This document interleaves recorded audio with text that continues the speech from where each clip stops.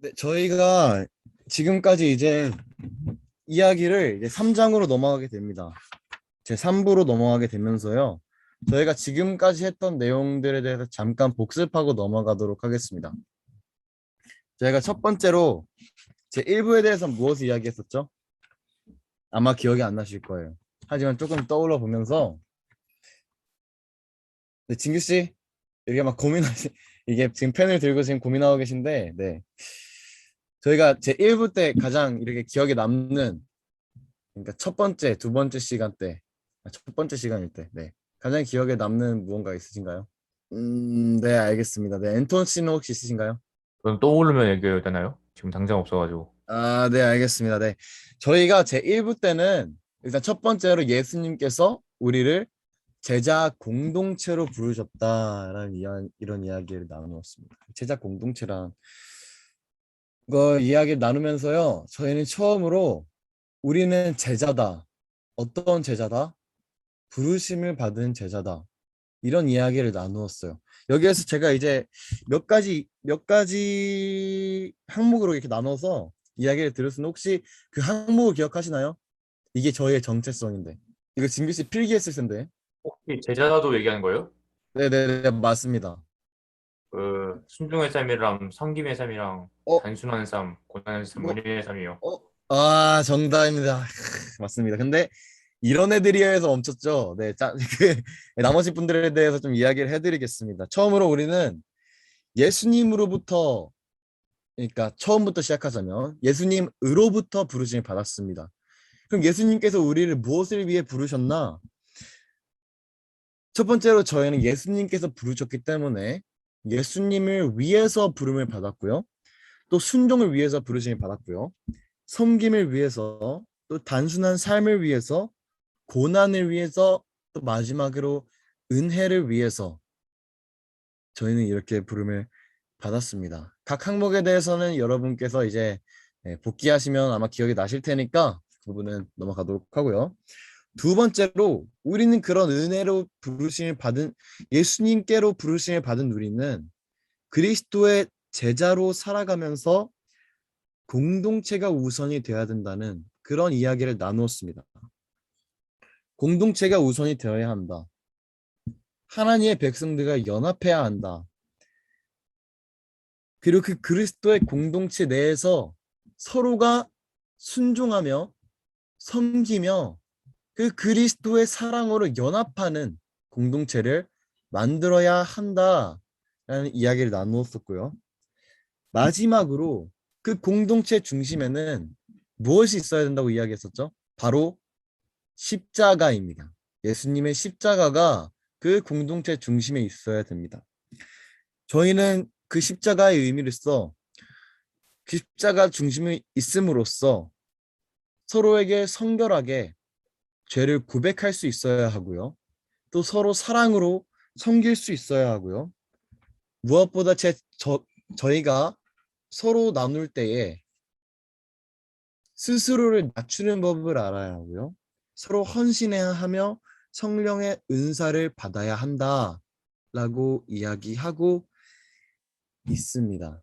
무엇보다도 우리는 예수님께서 부르심을 받았기 때문에 이 교회를 세워가면서 우리는 함께 공동체 생활을 중요시 해야 한다는 이야기죠.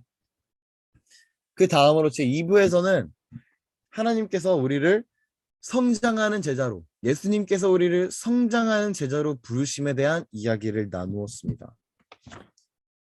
여기에서는 우리가 제자 양육과 지도자에 대한 이야기를 나누었습니다.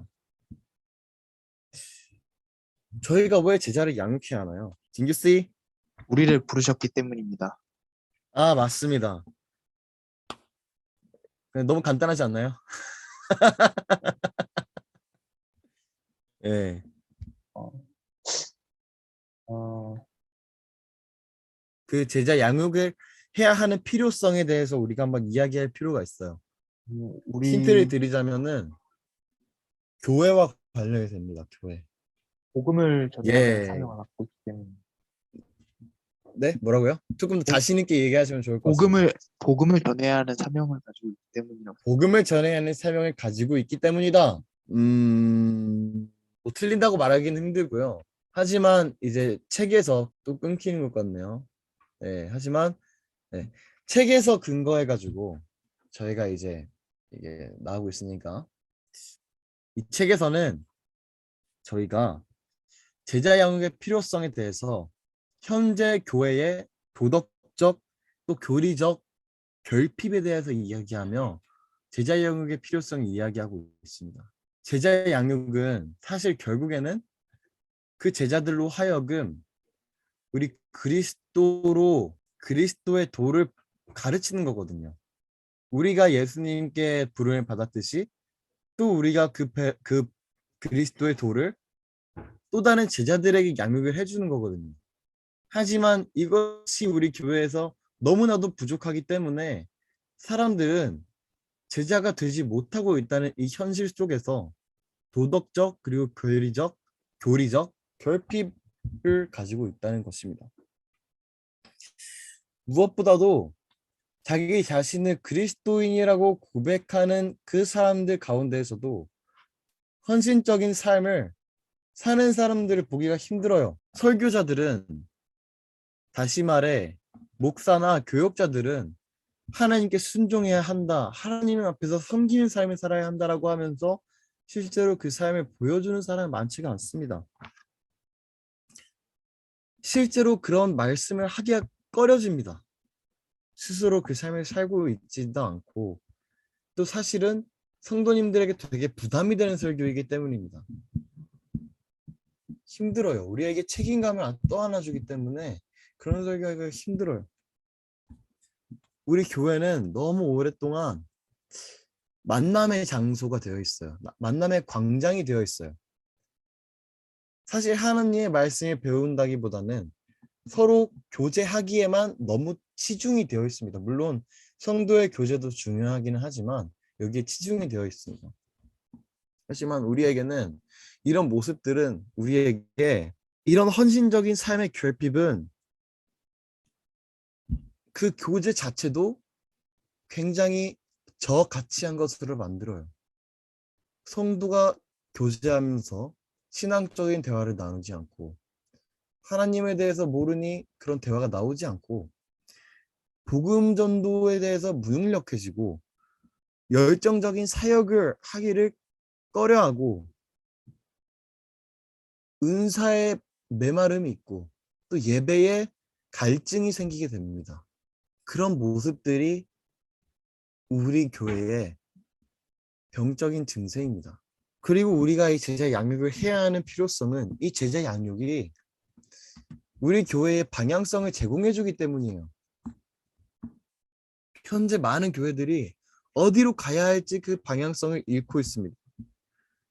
지도자들을 따르기를 원하는데 그 제자로 양성받기를 원하는데 믿을 만한 지도자가 없으니까 결국에는 교회에서 그 욕구에 충족을 받지 못하고 떠나가는 성도들도 생기고 혹은 제대로 배우지 못해가지고 그저 그 상태에서 머무르는 사람들이 생기는 것입니다. 교회가 방향성을 잡지 못해요. 그 질문이 있습니다. 네네. 지금 해도 되나요? 혹시 질문? 네네네. 예. 먼저 그 교제를 통해서 이제 예배에 이제 갈급함이 생기면서 이렇게 하는 긍정적인 차원도 있지만 이제 부정적인 면도 이제 말씀해 주셨잖아요. 네. 네. 근데 그 부정적인 면이 있을 수 있다고는 생각은 하지만 그 특징적인 캐릭터 같은 면에서 이제 단정 짓는 것은 이르다고 봅니다. 지금 다 긍정적인 이야기인데요. 그 교제에 있어서 그 뭐냐 뭐가 방해가 된다고 얘기하지 않았을까? 아니요. 어, 그러니까 제가 지금까지 했던 이야기는 일단 교재를 중심으로, 그러니까 이 책에서 나온 내용을 중심으로 말씀을 드리겠다는 거고요. 지금 하는 그러면 이야기들은 네네. 그러니까 그 교회에서 네. 사람들이 이제 제자 양육을 해야 되잖아요. 네. 근데 제자 양육이 없는 교회에서는 결국에는 성도들에게서 헌신적인 삶의 그런 결핍이 나타난다는 거예요. 그러니까 그것도 이제 그 우리 이제 청년부라는 이제 시스템 있잖아요. 네네. 예, 근데 거기가 없는데도 이제 물론 이제 방금 말씀하신 것처럼 이제 조금 그런 디메리트가 있을 수도 있어요. 특히 개척교회나 미자립교회 같은 데 있죠. 네. 그런데 이제 그거 단정 짓기는 이르다는 거죠. 그거를. 왜냐하면 우리는 이제 같은 공감대와 그거를 위해서 그 청년부와 장년부 이렇게 조금 세대별로 나누어지는 이제 특징적인 그게 있어요. 모두 이제 네. 교회가 크면 클수록 이제 부서가 나 있는 것처럼.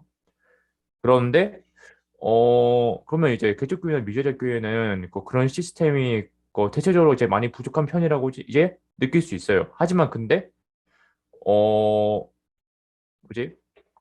그거를 이제 단정을 이제 이렇게 지어버릴 만큼 그렇게까지 믿음 생활을 이렇게 힘들거나 교제 중심으로 이렇게 가지는 않는다. 왜냐하면 어 교회가 이제 그 세대와 상관없이 이렇게 그한 자리에 모여가지고 말씀을 나누면서 이제 성장하는 경우도 이제 본 적도 있고 그거를 이제 어 결론적으로 이제 말하자면 그렇게 단정 짓기에는 아직 이르지 않냐는 얘기가 그거였어요.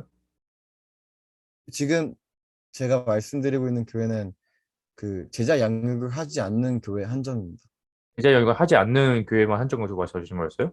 왜냐하면 이게 제자 양육의 필요성에 대해서 이야기하고 있는데 네. 사실 제자 양육을 하는 교회가 정말 많지가 않아요. 혹은 제자 양육이 제대로 이루어지고 있는 교회가 많지가 않아요. 그렇기 때문에 그런 교회들에서는 이제 헌신적인 삶의 결핍이 나타난다는 거죠.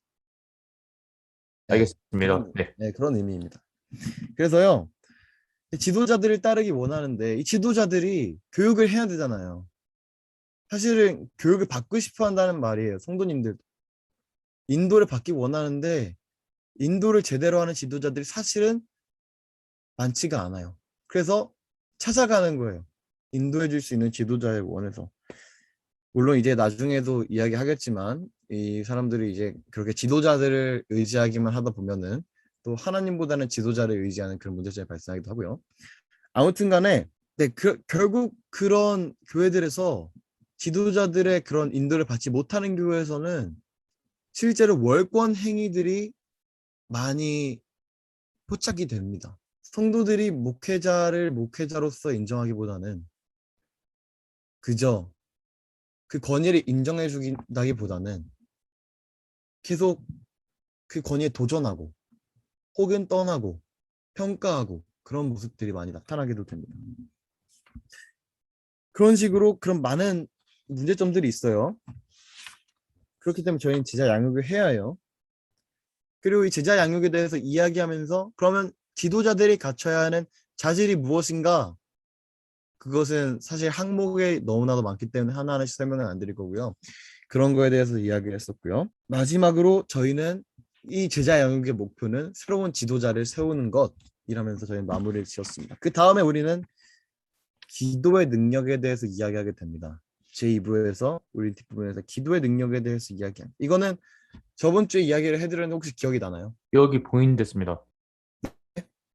기억이 봉인됐어요? 그러면은 봉인된 팔과 다리와 몸과 머리를 모아가지고 엑조디아를 소환하세요. 네, 예, 감사합니다. 예, 예. 네, 그러면은 그래서 그 봉인된 기억을 이제 풀어봅시다. 기도의 능력을 체험합시다가 제목이었습니다. 자, 그러면요. 예수님은 왜 기도하셨을까요? 왜 예수님이 기도하셨을까요? 아주 네. 예수님이 기도하신 이유는 무엇일까요? 지금 오늘따라 여러분 모두 피곤해 보이시는데 그냥 제가 물어보지 말고 그냥 계속 진행할까요? 많이 피곤해 보여셔가지고 기억나면 지금 얘기할게요. 여러분들이 예. 네, 알겠습니다. 그럼 제가 일단 진행을 해볼게요. 첫 번째로 예수님께서 기도하신 이유는 예수님께서는 물론 하나님이시지만 이 땅 가운데 인간의 몸으로 오셨어요. 예수님은 하나님이셨지만 동시에 완전한 인간이셨기 때문에 기도를 해야만 했습니다. 왜냐하면 인간의 속성은 바로 하나님을 전적으로 의지해야 하기 때문입니다. 이것이 인간이 올바른 인간이에요. 하나님께서 창조하신 피조물이 올바르게 되기 위한 모습입니다. 하나님을 의지해야 해요. 그리고 그 의지하는 최고의 표현이 바로 기도인 것입니다. 예수님은 죄가 없으셨지만 그럼에도 불구하고 하나님을 의지해야만 했어요. 왜냐하면 완전한 인간이셨기 때문에. 그리고 이 책에서는 예수님의 기도에 대해서 깊게 다루지 않습니다. 목회적인 관점에서 서술하고 있기 때문에 우리에게 어떻게 기도해야 하느냐에 대해서 더 많은 비중을 다루고 있어요. 우리는 어떻게 기도해야 되나요? 온 마음과 힘을 다하여. 아, 맞죠. 눈 감고 두 손 모으고 기도해야 돼요. 그의 예종경도 들어오셨네. 그의 나라와 그의 의를 위하여 기도해야 합니까? 아니죠. 그건 아닙니다. 예. 우리나라의 의와 나의 의를, 아니, 그것도 틀렸습니다. 이단이다. 이단이야. 그것도 틀렸고요. 네. 저희는 왜 기도해야 하나요? 어떻게 기도를 시작해야 하나요? 사실 그때 제가 말씀드렸던 것은 저는 이 책의 내용에 동의하지 않는다는 거였습니다. 여기서는 침묵으로 기도해야 한다. 뭐 그렇게 말하고 있는데 틀리진 않아요. 하지만 어, 기도는 꼭 깨끗한 마음 혹은 깨끗한 환경 그런 곳이 필요하다고 저는 생각하지 않습니다. 저희는 그저 저희의 자리에서 기도하면 되는 겁니다. 여기에서는 내 자신을 정갈하게 하고 의자에 앉아가지고 손을 무릎 위에 두고 그렇게 깨끗한 마음과 정신 상태에서 기도해라 이렇게 말하고 있는데 이것도 물론 근거가 없는 말은 아니에요. 하지만 너무 거기에 집착할까 봐 그럴까 봐 저는 그냥 우리의 자리에서 기도해야 할 때 기도합시다라는 걸 더 강조하는 편입니다. 하지만 이, 기도하는 방법은 있어요. 어떻게 기도해야 하는가? 네? 혹시 질문 봤나요? 네, 질문 봤으면 언제든지. 예. 이제 방금처럼 이제 극단적으로 이렇게 가게 되면 혹시 이건 그냥 갑자기 문득 떠오른 건데 그게 죄가 될 수 있을까요? 혹시? 네, 기도를 하나님께 드리는 기도가 아니라 그 바리새인처럼 바리새인이 성전에서 올라와가지고 주님, 제가 저 세리보다 낫게 해줘서 감사합니다. 예를 들어서 이제 제가 기도할 때 주님, 제가 앤토님보다 잘생겨서 이런 식으로 기도를 하는 거예요. 이게 하나님께 과연 기도하는 거예요, 이게. 야, 그냥, 웃음 놈 나와. 네, 네. 웃음 놈 나와. 다 알고 있어. 그러니까, 어.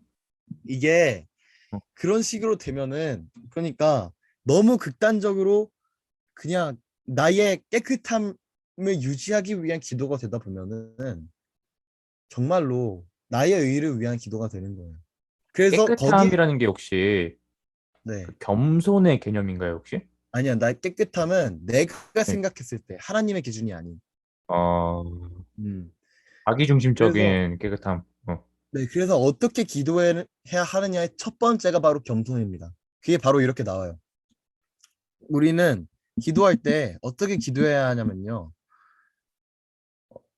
저희의 의를 위해서 기도하면 절대는 안 되고요. 당연히 안 되고요. 겸손하게 기도해야 하는 겁니다. 겸손이라는 개념은 내가 나의 비참함을 깨닫고 하나님 앞에서 죄인된 마음으로 하나님을 전적으로 의지하는 기도를 드려야 한다는 것이 이게 겸손이에요. 우리의 모든 주도권을 전부 다 내려놓고 하나님의 주권을 강조하는 기도를 드려야 되는 겁니다. 무조건 하나님을 의지하는 기도. 이게 우리가 기도하는 방법이고요. 두 번째는 우리가 실제적인 기도를 드려야 해요. 리얼리티가 있는 기도를 해야 해요. 다큐멘터리의 기도를 해야 합니다. 그러니까 하나님께 기도를 할 때에 정말 내 마음에 있는 솔직한 것들, 또 우리 주위의 환경에 있는 솔직한 것들을 하나님께 이야기를 해야 돼요. 정말 적나라하게 화가 난다, 분노가 있다, 공경이 있다, 기쁨이 있다, 행복이 있다. 어떤 상황에 무엇 때문에 어떤 욕망 때문에 그 모든 것들을 하나님께 솔직하게 고하는 기도를 드려야 합니다. 그리고 세 번째에서 동정의 기도를 드려야 한다고 말하고 있어요. 이 동정이라는 것은 다른 사람의 마음에 공감하는 기도입니다. 이것은 예수님께서 우리에게 중보 기도를 하셨을 때 드러나요. 예수님께서는 우리를 위해서 예수님의 관점이 아닌 우리의 관점에서 기도를 하셨어요. 예수님께서는 죄가 없으셨지만 죄인인 우리의 마음을 이해하셨어요. 그리고 그 이해를 돕는 이래. 그 이해를 하시고 우리의 입장에서 이 죄인들이 이 땅 가운데서 죄를 안 짓고 살아가려면 얼마나 힘들지를 예수님께서는 이해를 하시고 그 시험에 들지 않기 위한 우리를 향한 긍휼의 기도, 사랑의 기도를 하셨던 것입니다. 우리는 중보 기도를 할 때 그저 우리의 필요를 생각해서 기도하는 것이 아니라 남의 시선에서 기도를 해야 돼요. 그리고 우리는 결국에는 예수님께서 부르셨기 때문에 예수님의 시선에서 기도를 드려야 하는 것입니다. 우리의 기도 제목은 예수님께서 바라보는 다른 사람들의 시선입니다. 이게 우리의 기도 제목이 되어야 됩니다. 다음으로요. 네, 기대를 해야 돼요. 아무런 기대 없이 기도를 한다면은 그건 기도라고 말할 수가 없습니다. 기도는 하나님께서 우리의 기도를 들어주시라는 기대를 가지고 하는 기도예요. 믿음을 가지고 하는 기도가 바로 기도입니다. 하나님께서 들어주시지 않을 텐데 하나님을 믿지 않는 기도는 있을 수가 없습니다. 저희는 하나님께 기대라는 기도를 드려야 되고 마지막으로 인내하는 기도. 아니, 마지막은 아니고요. 네, 인내하는 기도. 우리가 하나님 앞에서 참는 기도를 드려야 돼요. 우리가 기도를 할 때 악한 마귀 사탄이 이런저런 유혹이 있을 수 있어요. 기도를 하지 않으려고 할 수 있어요. 나태하고 아주 부주의할 수 있어요. 기도를 하길 까먹을 수도 있고요. 기도를 하다가도 딴 생각으로 넘어갈 수가 있어요. 하지만 우리는 인내해야 합니다. 오직 하나님께서 우리에게 응답해 주시기를 인내하며 기도해야 합니다. 또 우리는 함께 기도해야 해요. 기도자가 있어야 합니다. 우리가 기도회를 할 때 앞에서 목사님께서 기도를 인도해 주시는 이유는 그 기도로 인해서 그 인도를 통해서 그 기도가 더 풍성해지기 때문입니다. 제자들도 항상 모여서 기도했고요. 항상 함께 기도했습니다. 또 우리는 용서를 구해야 돼요.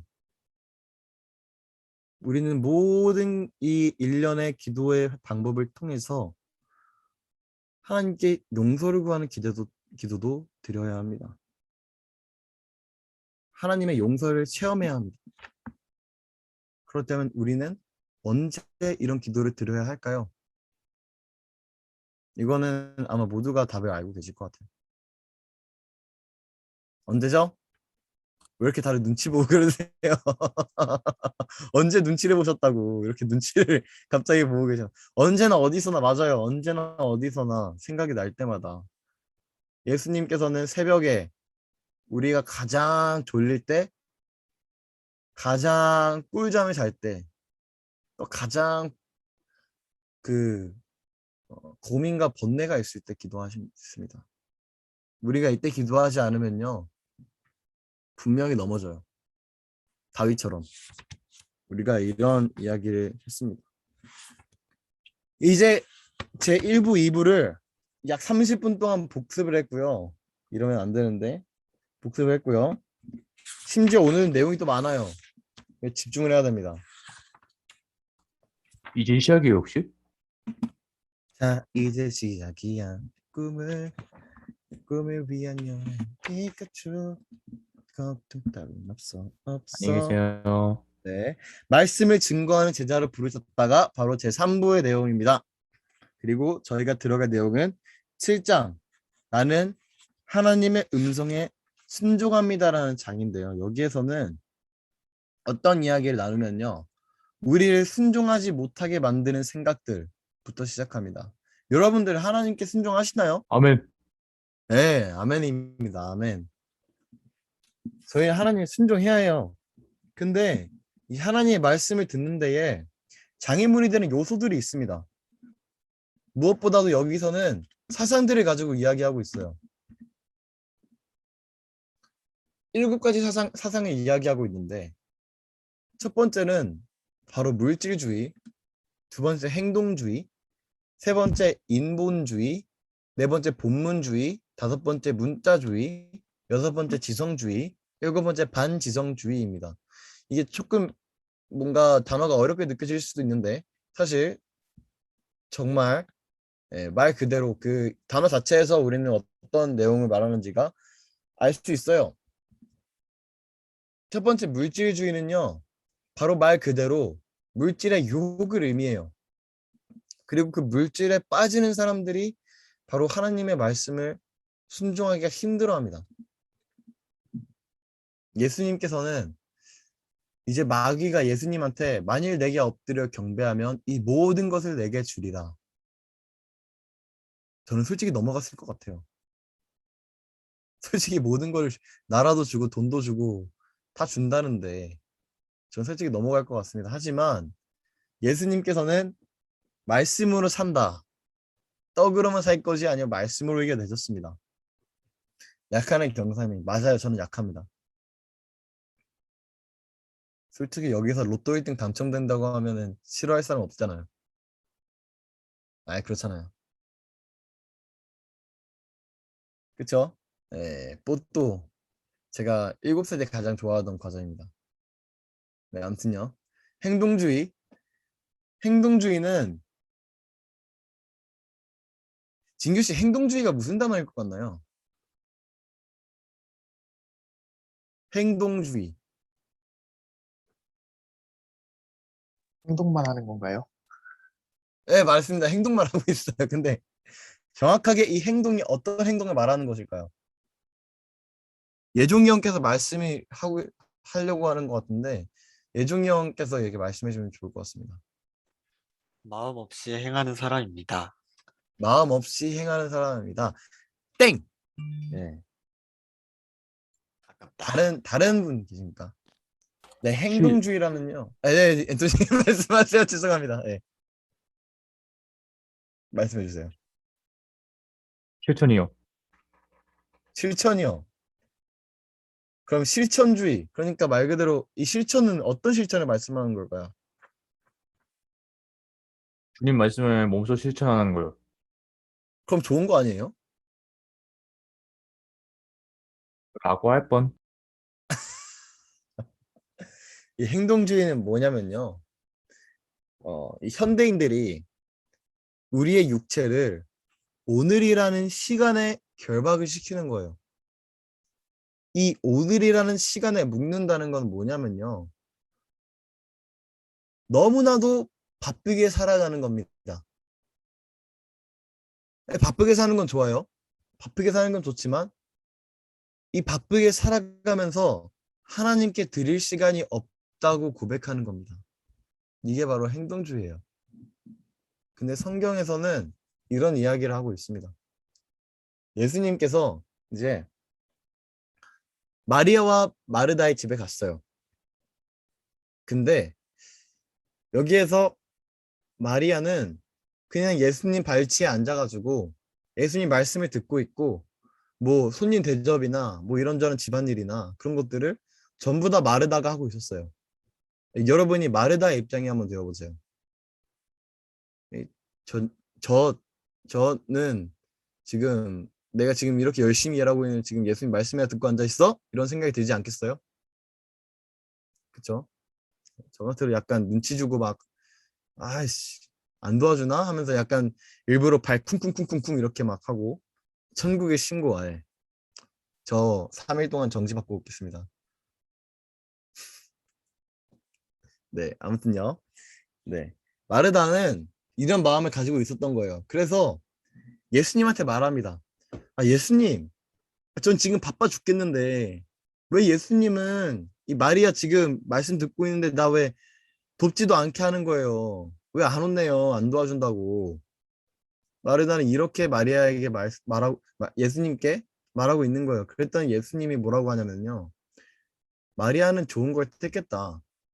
마르다야, 네가 많은 일로 이렇게 근심하고 있는 것 같은데 몇 가지만 하든지 아니면 한 가지만 잘해라. 이렇게 이야기를 하고 있어요. 마르다의 입장에서 사실 좀 어이가 털릴 것 같은 말인데 예수님께서는 이 배경을 통해 보면은 결국에는 이 세상의 바쁜 그 어떤 일들보다 예수님의 말씀이 중요하다고 말씀을 하고 계신 거예요. 그것이 좋은 것이라고. 바쁘다고 하나님께 시간을 들이지 않는 건 이것은 죄입니다. 세 번째로 인본주의는요. 인본주의는 내가 내 힘으로 하나님을 의지하지 않으며 혼자 해결하려고 하는 것. 인간이 인간의 힘으로 무엇이든지 해내려 하는 것. 이것이 인본주의입니다. 이것은 사실 우리에게 너무나도 잘 익숙한 개념이에요. 왜냐하면 우리는 신본주의이기 때문에 하나님을 의지하고 하나님을 통해 무엇이든지 하려고 하기 때문에. 근데 우리가 여기에 정말 자주 빠지게 되는데 그 이유는 뭐냐? 매력적이기 때문이에요. 내가 뭔가를 해냈다. 참 매력적이지 않아요? 되게 능력 있는 사람 멋있잖아요. 서울대 의대 출신 병원장 멋있잖아요. 타이틀. 저희가 이런 것에 인간적인 의미와 만족을 부여하기 때문에 저희는 인본주의에게 빠지게 됩니다.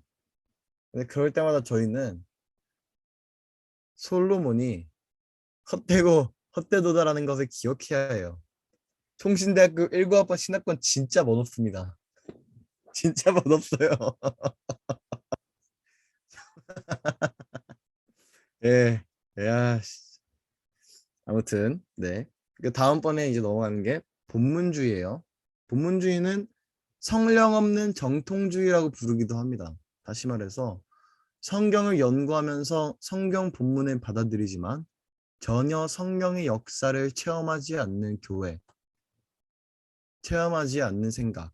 이게 본문주의예요. 그냥 성경에서 성경이 말하는 그 글자들 그대로 받아들이기만 하는 거예요. 근데 과연 이게 성령의 역사가 없는 교회를 우린 건전한 교회라고 말할 수 있을까? 절대 아니라는 거죠. 다음은 문자주의입니다. 문자주의는 본문주의의 연장선으로 마찬가지로 성경의 텍스트를 전적으로 믿는 거예요. 예를 들어서 어떤 사람이 어떤 주장을 했을 때, 야, 봐봐, 성경이 말하잖아. 하고 끝내는 거예요. 근데 이게 나빠 보이지 않지 않습니까? 괜찮은 것 같지 않아요? 성경 중심이잖아요. 왜 나쁠까요, 이게? 성경에서 말하고 있으니까 맞잖아. 라고 하는 이 태도. 뭐가 잘못됐을까요? 여러분들 제 성격 아시듯이 대답 없으면 안 넘어갑니다. 왜 뭐가 틀린 걸까요? 제가 틀린 것 같습니다. 네, 그럼 무릎 꿇고 회개하세요. 네.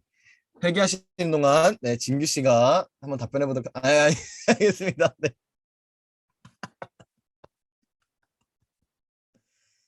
네, 진규 씨가 어, 답변해 네.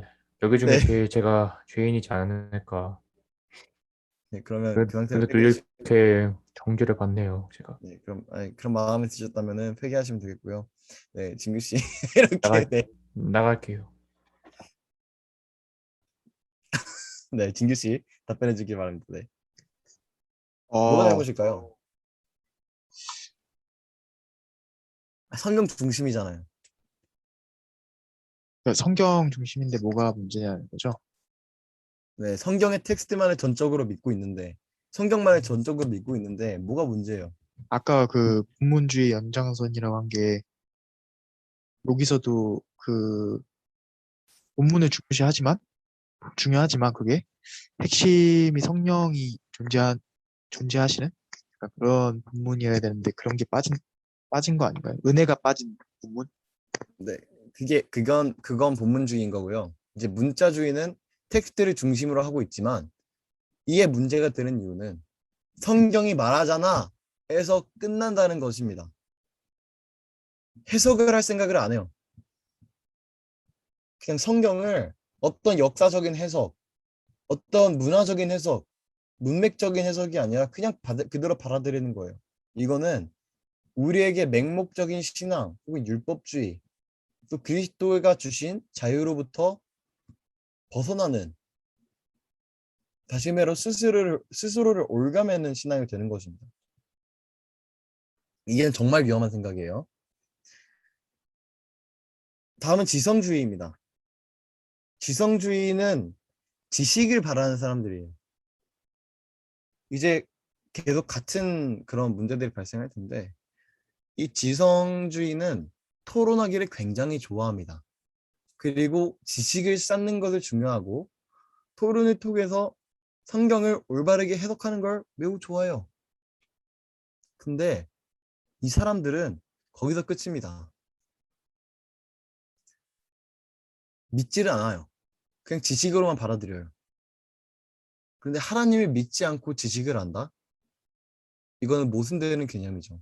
우리의 모든 지식은, 지혜와 지식은 오직 하나님을 통해서만 알 수 있습니다. 마지막으로 반지성주의는 무엇일까요? 지성주의에 반대되는 겁니다. 반지성주의는 경험만을 강조하는 사람들이에요. 이 사람들은 토론을 거부합니다. 그리고 오직 체험적인 지식만을 가치 있게 생각합니다. 이 모든 것들은 다 특징이 있어요. 어떤 특징을 가지고 있을까요? 네. 어떤 특징일까요? 믿음이 없는 것 같습니다. 예종이 형 답 정답!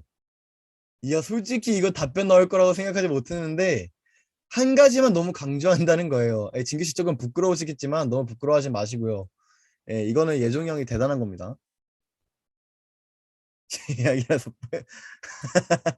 조금 아, 뻘쭘해 하시던데. 다 제 잘못이에요. 아직까지요? 진규 지금 화면 껐어요. 뻘쭘해서. 다시 켜주시면 좋겠고요. 네. 이게 한 가지만 과도하게 강조한다는 거예요. 그렇다는 면에서 정말, 야, 이거 누구야, 이거? 이거 누구야, 이거? 잠깐, 이선환 씨 지금 화면 키는 거 가능해요? 화면 가능합니까? 리선환 씨? 포항에 사시는 이선환 씨? 제 얼굴 비싼데 그럼 끄고요. 네, 목소리 듣지 않도록 하겠습니다. 네, 넘어가겠습니다. 네. 이러면 또 서운해한다고요. 네, 한번 인사 좀 드리시죠. 오랜만에 등장하셨는데. 안녕하세요, 형제님들. 약간 지금 아, 목소리가 작아요. 아, 안녕하세요, 형제님들. 안녕하세요, 형제님들. 목소리에 지금 자신감이 오랜만입니다. 없어요. 네, 저는 지금 학교에서 공부하다가 한번 들어왔습니다. 네, 그래서 오랜만에 인사드리려고, 그리고 사경이 어떻게 지내는가 궁금해서 들어와 봤습니다. 안녕하세요. 네, 그 한동 어떠세요? 한동 지금, 네, 바빠요. 어떻게 바빠요? 저희 그냥 바쁩니다. 자, 그러면 인터뷰 잠깐 가능하십니까? 아, 네, 가능합니다. 네, 솔직하게 팩트 체크. 총신대와 한동대를 솔직하게 비교해 본다면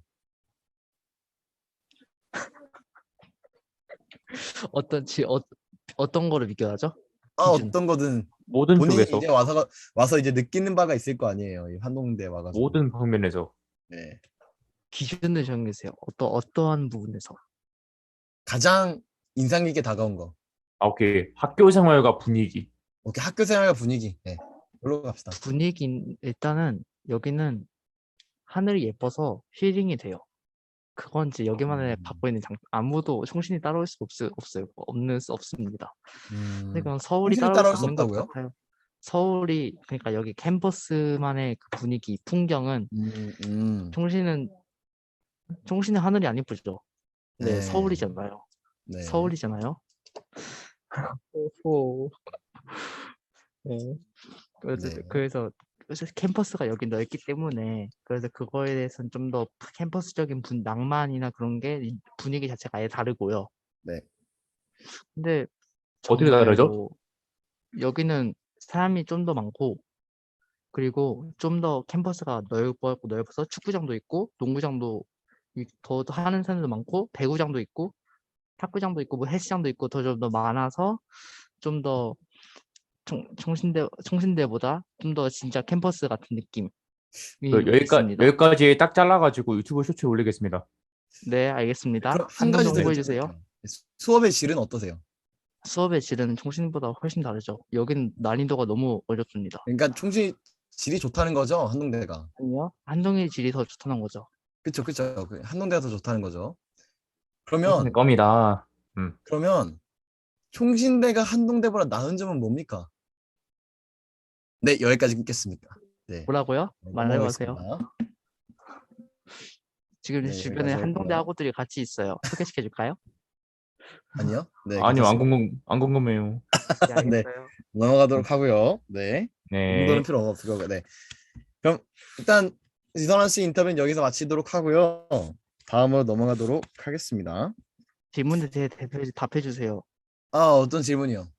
제가 맨 처음에 그 지성주의 그거에 대해서 의견을 맞는지 답변해 그게 주시면 지성주의에 대한 감사하겠습니다. 질문이었어요. 저는 모르겠어요. 그 한 그러니까 가지만 너무 지식인자가 강조한다는 좋은데, 의미가 그 한 가지만을 과도하게 강조한다는 건요. 저희가 앞서서 반지성주의, 지성주의뿐만이 아니라 물질주의, 행동주의, 인본주의, 본문주의, 문자주의, 지성주의, 반지성주의에 대해서 이야기를 했거든요. 근데 네. 이 주의들의 특징이 뭐냐면요. 한 가지만 강조한다는 거예요. 음, 그리고 한 가지만 강조하다 보면은 문제가 반드시 발생하게 된다는 것입니다. 그런 면에서 우리 그 개혁주의는 조금 특별해요. 개혁주의는 조금 성격이 달라요. 어떤 면에서 다를까요? 지금 신학생 몇 명이죠? 여기 신학생 몇 명이죠? 어떤 면에서 다른가요? 네. 이선환 씨, 당신 신학생이었잖아요.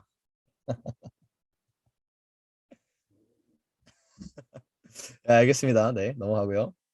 네, 혹시 기억나는 거 있어요? 개혁주의에 대해서? 아까의 뻘쭘함 때문에 자신감이 괜찮아요. 괜찮아요. 자신감이 몇 떨어져요. 괜찮아요. 저는 원래 이렇게 틀리라고 질문을 내는 타입이에요. 맞추라고 질문 내지 않습니다. 그러니까요. 이 개혁주의가 가지는 특징은 그 이름에서부터 나와 있어요. 진규 씨 한번 답해 주세요. 개혁주의라는 그 이름에서 나와 있다고요. 답해 주세요. 어떤 걸 다 개혁주의가 그 다른 주의들과의 다른 점. 성경으로 돌아가자. 개혁주의는 성경으로 돌아가자. 그게 이제 그거죠. 약간 표어였죠. 하지만 개혁주의에 가지는 특징은 사실 그것보다는 좀 다릅니다. 그러니까 다른 이즘들, 다른 그 주의들과 비교해서 가장 큰 차이점. 이름에서 드러나는다요. 원래로 돌아가자. 그 제목, 그 개혁주의라는 단어에서 나오잖아요. Reformation. 조금 더 멋지게 말해서 Reformation. 나오잖아요, 여기서. 새로운 걸 만드는 게 아니라 Born again. 아니, 사실 지금 여기서 답이 나왔는데 좀 진규 학우님이 좀 답을 해줬으면 좋겠어요. 왜 말을 안 하는 거야? 빨리 말해봐요, 한번. 괜찮아요. 아니, 틀려도 괜찮아요. 그 중에서 고르면 되는 건가요? 네, 저 중에서 가장 답 같아 보이는 거. 제가 일단 아, 원래로 돌아가자. 이거는 네. 틀렸다고 했고요. 볼나겐 이것도 틀렸다고 했습니다. 답이 있나요? 네? 답이 답이 있네. 여기 있어요. 의미 답이 없는 있어요. 것 같은데. 골라요. 답이 있다고요. 답이 있어. 새로운 걸 만드는 게 아니라라고 하셨는데 뭐요? 뭐지? 그거는 제가 틀렸다고 말씀 미리 드렸고요. 네. 아, 그래요? 뭐라고 해야 될까? 자, 원래로 돌아가자 틀렸고요. 새로운 걸 만드는 게 아니라 틀렸고요. born again 틀렸습니다. 그러면 제 그 질문을 이해하셔야 되는 게 그 앞에 주의들은 지금 한 가지만을 강조했어요. 그런데 이 개혁주의는 그 이름의 특징대로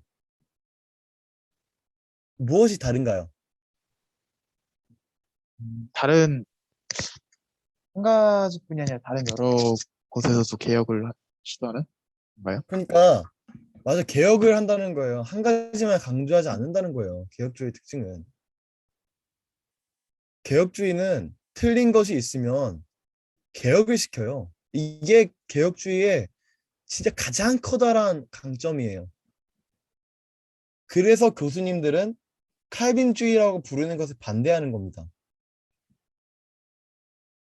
칼빈주의는 칼빈이 말한다는 것을 따른다는 거예요. 거기에서 벗어나지 않고. 그런데 여러분들 아셔야 되는 게 있어요.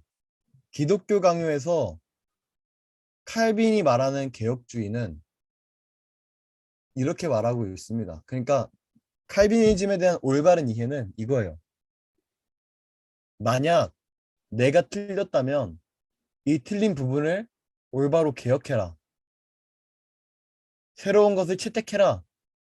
근데 만약 그렇지 않다면, 찾을 수 없다면 일단은 내가 주장하는 걸 따르라. 이게 개혁주의예요.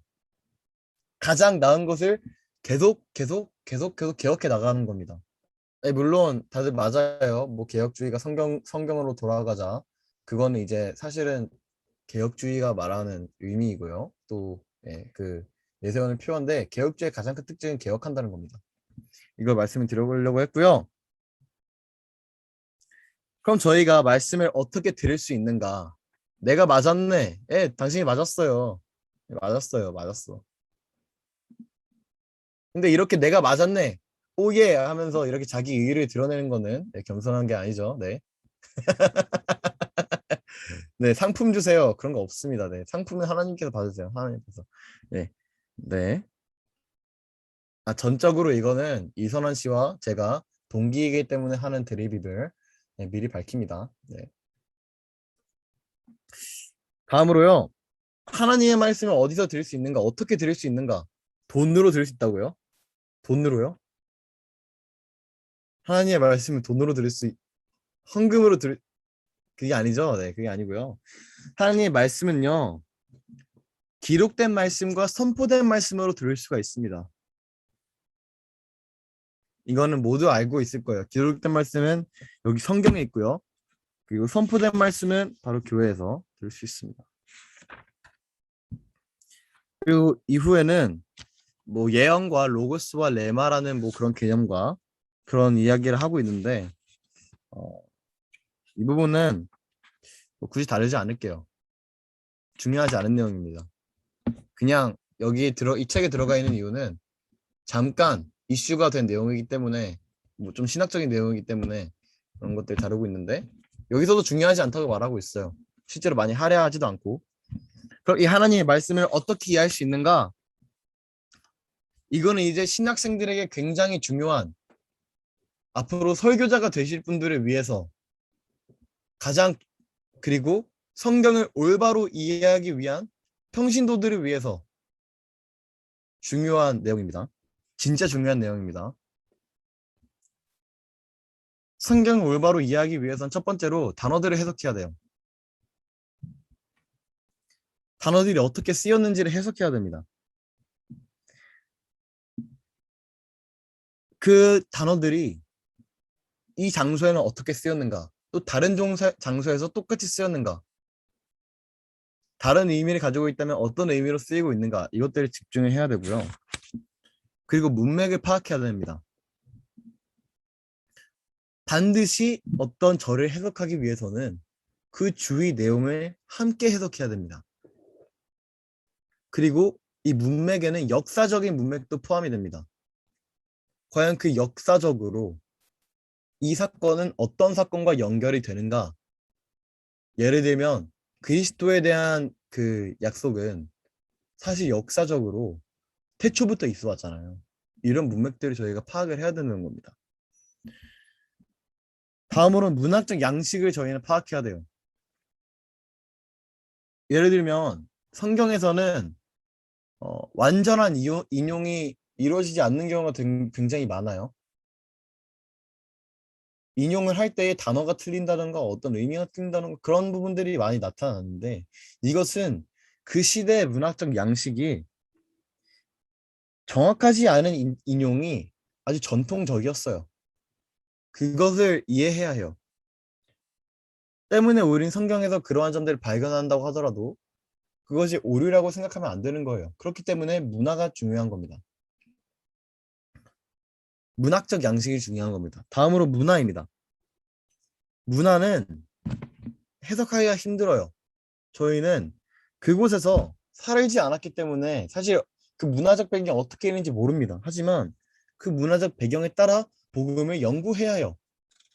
왜냐하면 그 문화적 상황에 따라서 사람들의 언어 습관이 다르고 생활 습관이 달라지기 때문에 성경에서도 기록하는 것이 다릅니다. 이것이 바로 성경의 유기적 영감 때문에 그런 것입니다.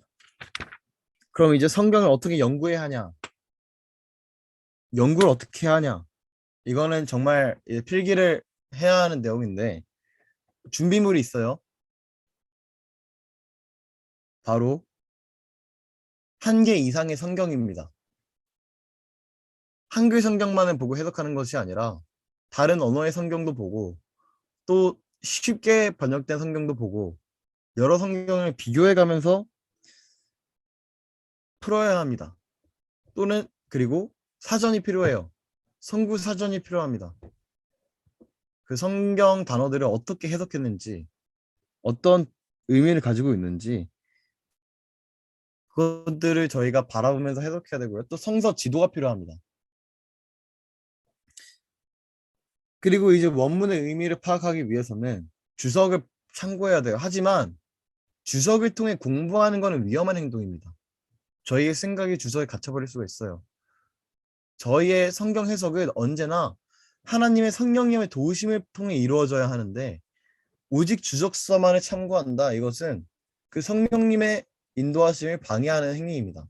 그렇기 때문에 성경을 먼저 묵상하고 또 성경 본문들을 통해 찾아보면서 성경들을 비교해 가면서 먼저 해석을 하고요. 그 다음에 주석서는 참고하는 것으로 또 하나의 주석서만을 사용하면 안 됩니다. 좋은 주석서들을 먼저 자료를 입수를 하고 그 주석서들을 통해서 바라봐야 합니다. 여러 가지를 참고하면서요. 그러면 성경을 묵상하는 방법들이 있습니다. 데이빗 왓슨 목사님께서는 빨리 읽기, 빨리 읽기, 한 절 한 절씩 읽기, 또 책별로 읽기를 강조하고 있어요. 빨리 읽는 방법도 도움이 되고요. 또 한 절 한 절씩 읽는 것, 이건 특히나 복음서에서 도움이 된다고 합니다. 그렇게 계속 통독을 하는 겁니다. 통독을 하면서 한 절 한 절씩 무엇을 의미하는지 해석하는 능력을 키운다면은 아주 위대한 설교자가 될 거라고 여기서는 장담하고 있어요. 또 책별로 읽기. 한 책을 결정해가지고 처음부터 끝까지 읽는 것입니다. 그리고 그 같은 책의 내용을 다른 번역으로도 읽어보는 것입니다. 그렇게 하나의 성경책을 해석하면서 주석서를 통해서 연구를 하며 철저하게 조사를 하는 과정이 필요합니다. 다음으로는 단어 연구 및 주제별 연구입니다. 말 그대로 사전들을 통해서 문맥적 통해서 문화를 통해서 그 단어와 그 주제가 제목이 어떻게 설정되는지 연구하는 겁니다. 다음으로는 인물별 연구입니다. 성경책에서는 인물들이 여러 등장해요. 그리고 그 인물들에 대해서 굉장히 솔직하게 서술하고 있어요. 그럼 우리는 그 인물들에 대해서 연구를 해야 합니다. 어떠한 사람인지 그 사람의 성격과 배경과 역사적인 상황들을 비교하며 연구를 해야 합니다. 그리고 이 인물들이 연구를 할 때 정말 엄청난 열매를 맺은다고 하고 있어요. 사실 저도 아직 해보지 않아가지고 잘은 모르지만 한번 믿고 해봐야 될 것 같습니다. 그리고 무엇보다도 이제 마지막으로는 하나님 말씀에 인도하심을 받아라, 복종해라 라는 것입니다. 이렇게 마치고 있어요. 굉장히 내용이 많고 난잡했어요. 하지만 이것을 요약해서 말씀을 드리자면 우리에게는 성경 말씀을 방해하는 생각들이 있다. 7가지 생각들이, 주된 생각들이 있고 우리는 이것들을 피해서 성경을 올바로 해석해야만 한다. 그리고 그 올바른 해석에 대한 방법론을 제시했습니다. 오늘은 여기까지고요. 네, 각자 느낀 이야기에 대해서 한번 들어보도록 하겠습니다. 이선환 씨 어땠어요? 듣고 계신 거 다 알아요. 어땠어요? 이상한 말 하지 마시고요, 빨리. 네, 어땠어요? 여기 하와이 아니라 아마 괌일 겁니다, 아마도. 네. 밤이군요. 부럽습니다. 네. 저는 그냥 네 좋았습니다. 아주 가볍게 들었죠? 신학과가 더 이상 아니니까. 그쵸? 네. 가볍게 들었을 거예요. 뭐 그냥 추억 삼아서 모르겠지? 모르겠어요. 오랜만에 그래도 추억이었던 것 같아요. 질문 하나가 더 좋았어요. 있는데 그 머리는 어디서 하셨어요? 머리 파마하고 아직 안 잘랐어요. 그냥 파마. 머리가 긴 거죠? 네, 머리가 엄청 길어요. 그래 보여요. 자를 때 됐어요. 네. 옛날에 조경삼입니다. 다윗 간사님께서는 어떠신가요? 이렇게 말씀을 드리면 이제 채팅을 치고 계실 거니까. 네. 진규 씨 어떠세요? 오늘 들으면서 굉장히 이런 물질주의, 행동주의, 인본주의, 막 본문주의, 막 이런 여러 가지 것들에 대해서 얘기해 주실 때